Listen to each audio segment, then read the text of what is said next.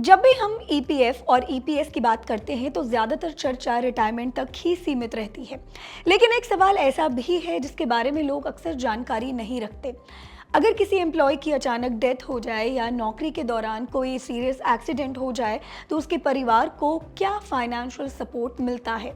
तो आज इसी बारे में बात करेंगे tax and investment expert Balwant Jain से। सर, सबसे पहले अगर किसी एम्प्लॉय की डेथ हो जाती है तो उसके परिवार को ईपीएफ और ईपीएस के तहत कौन-कौन से वो फाइनेंशियल बेनिफिट्स हैं जो मिल सकते हैं?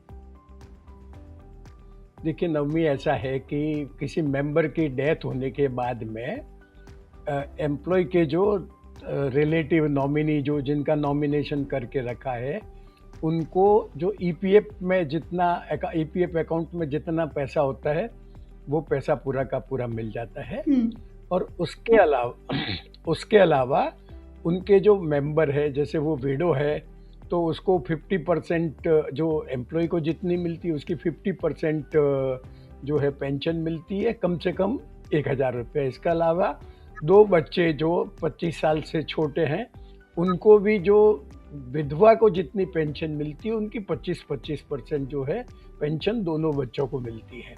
अब अगर पेंशन की बात करें तो सर अक्सर विडो पेंशन, चिल्ड्रन पेंशन या ऑर्फन पेंशन ये टर्म्स काफ़ी ज़्यादा सुनने को मिलते हैं। तो इन तीनों में क्या डिफरेंस है और किस सिचुएशन में कौन-सा बेनिफिट मिलता है?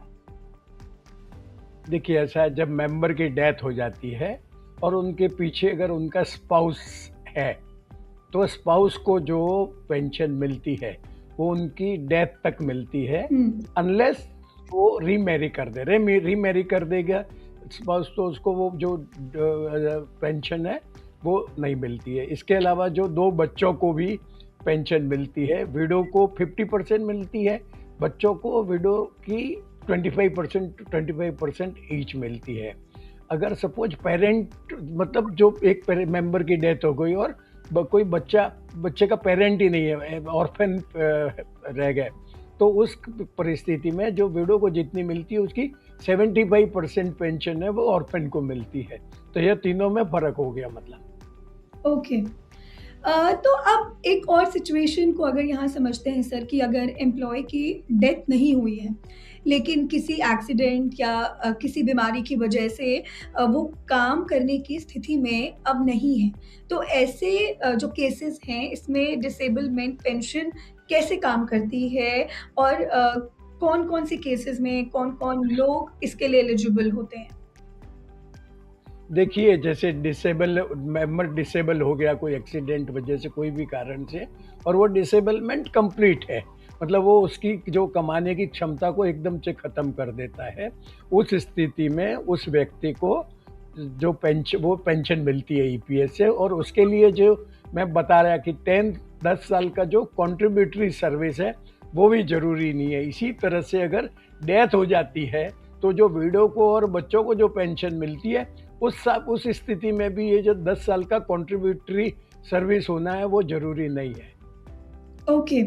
तो अब आखिर में अगर परिवार को इन बेनिफिट्स का क्लेम करना हो, तो उन्हें शुरुआत कहाँ से करनी चाहिए? मतलब कि कौन-कौन से डॉक्यूमेंट्स ज़रूरी होते हैं, कौन-कौन सी फ़ॉर्मेलिटीज़ ज़रूरी होती हैं और सबसे आम गलतियाँ वो क्या है जो लोग करते हैं जिनकी वजह से क्लेम में देरी हो सकती है या क्लेम नहीं मिलता है? तो इसके बारे में बताइए? देखिए, ऐसा है कि अभी जैसे डेथ हो गई, बरोबर है, मेंबर की, या मेंबर डिसेबल हो गया, तो अब इस मामले में आपको जो प्रोविडेंट फंड का पैसा विड्रॉ करना पड़ सकता है घर चलाने के लिए। इसके अलावा आपको पेंशन का क्लेम करना पड़ सकता है।